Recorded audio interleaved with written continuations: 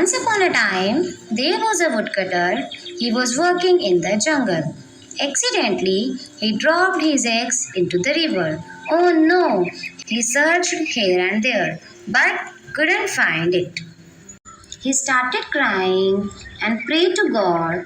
Then a fairy angel came out of the river and asked him, "Why are you crying?" Then Woodcutter replied, "Please help me. My axe fell down into the river." She got him a golden axe and asked, "Is this yours?" The poor woodcutter said, "No."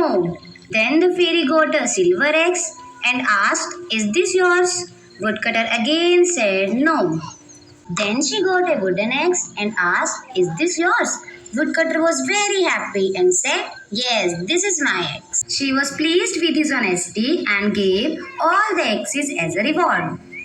The woodcutter thanked the fairy angel. So, the moral of the story is honesty is the best policy.